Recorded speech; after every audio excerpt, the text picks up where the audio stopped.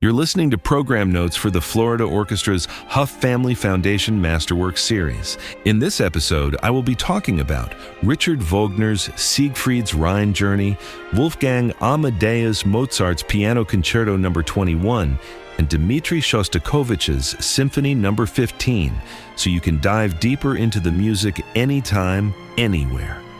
These audio program notes are authored by Kurt Loft, a local writer who has written about the arts in the Tampa Bay area for more than 40 years. You can find his full transcriptions at floridaorchestra.org. All right, let's dive in. Richard Wagner, 1811 to 1883. Siegfried's Rhine Journey, arrangement by Humperdinck. Performance duration, approximately 10 minutes. What to listen for in this piece. This brilliant bit of programmatic music depicts the awakening of the two lovers at dawn, followed by the hero's departure down the River Rhine. When was the last time you met someone who sat through Richard Wagner's 4-night, 16-hour Ring of the Nibelung Marathon? It's a test by anyone's standards, whether singers, instrumentalists, or audiences, and because of its size, the full spectacle rarely appears outside the world's most consecrated opera houses. Most people prefer to digest Wagner in appetizing bites rather than as an entree, a reason the Florida Orchestra recently performed The Ring Without Words, an arrangement of the operatic tetralogy for orchestra alone, presented in a digestible 60 minutes. The group follows suit in its upcoming Masterworks program with Siegfried's Rhine Journey from Götterdämmerung, Twilight of the Gods, in a concert version by Engelbert Humperdinck, the composer, not the pop singer. Many people know Humperdinck from his opera Hansel and Gretel, but may not realize how much of an advocate he was for the music of Wagner. The two met in Italy, and Wagner invited the younger man to his Bayreuth estate to assist him in a production of the music drama Parsifal. Humperdinck would soon incorporate Wagner's lush orchestral style into his own music and settings of German folk songs. In his adaptation, Humperdinck preserved the work's atmosphere, the awakening at dawn, and the love themes of Brünnhilde and Siegfried. The orchestra opens in soft, low registers with the fight motif in the brass, and the music radiates in a majestic sunrise, then turns heroic for Siegfried's departure down the Rhine River.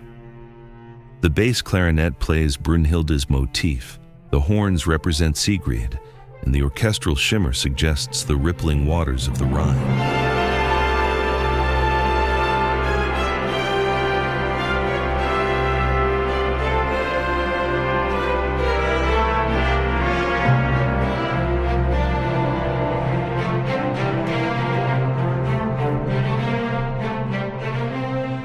Wolfgang Amadeus Mozart, 1756 to 1791. Piano Concerto No. 21. Performance duration, approximately 26 minutes. What to listen for in this piece. The slow middle movement became an overnight sensation in the soundtrack of the 1967 Swedish film Elvira Madigan. Before God and as an honest man, I tell you that your son is the greatest composer known to me in person or by name, Franz Joseph Haydn told Leopold Mozart, the father of the prodigy from Salzburg. He has taste, and what is more, the most profound knowledge of composition. Who can argue with Haydn, much less Mozart's legacy as one of the world's most revered musical minds?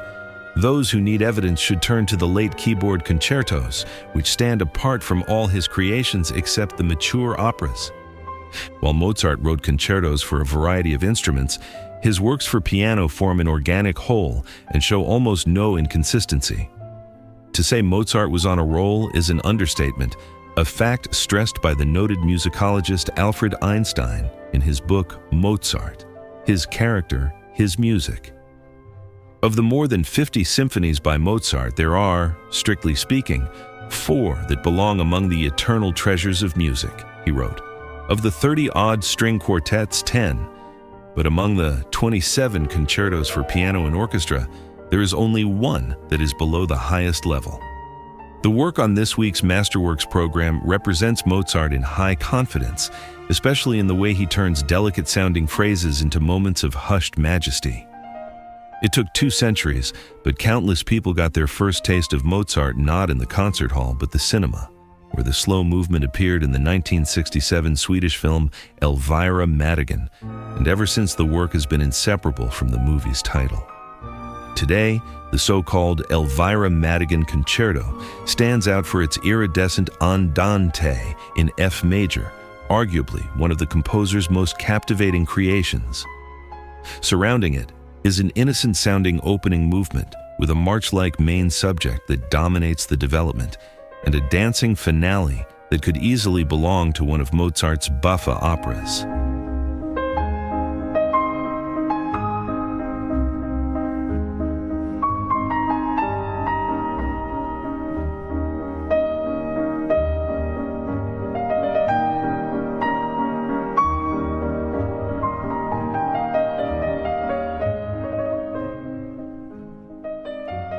Dmitri Shostakovich, 1906 to 1975, Symphony No. 15, Opus 141, performance duration, approximately 42 minutes.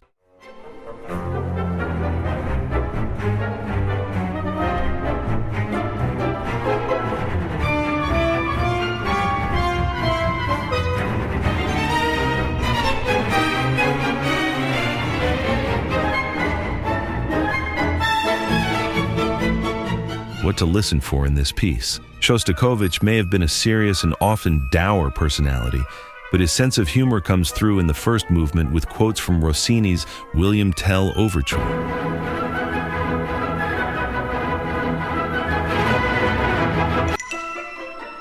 Shostakovich grew up in the artistic turmoil of his native Russia, and the censorship of Stalin's regime both stirred and stifled his creativity. Only after the dictator's death in 1953 was he able to openly test the artistic climate outside socialist realism. The trouble began in 1936 when Stalin attended a performance of the opera Lady Macbeth of Mtsensk. The Soviet newspaper Pravda denounced it on the grounds of degenerate music, and censors imposed restrictions on what composers could and could not write. Shostakovich endured a series of public humiliations and was forced to apologize and write music to suit his ideological captors, or face life in the Gulag. "I was near to suicide," he wrote in his memoirs. "The danger horrified me, and I saw no other way out." This context is important when listening to music of the last 2 decades of his life, including the last 5 of his 15 symphonies, which he wrote free of political constraint. Completed in July 1971, his final symphony is purely abstract, with no references to literature or historical Russian events. Shostakovich seems to be having fun, as right out of the gate we hear a chiming glockenspiel and a rollicking quote from the Overture to Rossini's William Tell, which reappears with humorous effect throughout the first movement. Shostakovich called the opening allegretto a toy shop. The adagio is a more serious affair, the music richly hewn in the lower strings, but sweetly lyrical in the upper registers. An ominous brass ensemble lends gravitas to the proceedings, along with a dark cello solo before the entire orchestra builds into a crescendo of agitation and even terror. After a sardonic third movement, Shostakovich continues to quote other composers in the finale, including snippets from Wagner's Götterdämmerung and Tristan and Isolde. Near the end, the glockenspiel that opened the work echoes its initial statement. Listeners might note how transparent the entire symphony sounds, as each instrumental voice can be heard with chamber-like clarity. But the effect may have been the result of 2 debilitating heart attacks in a crippled right hand, which forced him to write sparingly and reduce the number of notes in a bar. Failing eyesight only added to his frustration. "Tears flowed from my eyes not because the symphony was sad, but because my eyes were so exhausted," he wrote in 1971. "I even went to an ophthalmologist who suggested that I take a short break. But it's annoying to step away when one is at work." Although his valedictory symphony can't match the popularity of the 5th and 10th, it serves as a fitting end to a towering musical career marked by themes of oppression and artistic ambivalence, wrote the American musicologist Richard Taruskin, who attended the premiere. The outpouring of love that greeted the gray, stumbling figure, beset by a multitude of infirmities, was not just an obeisance to the Soviet composer laureate. It was a grateful, emotional salute to a cherished life companion, a fellow citizen, and fellow sufferer who had forged a mutually sustaining relationship with his public that was altogether outside the experience of any musician in the West.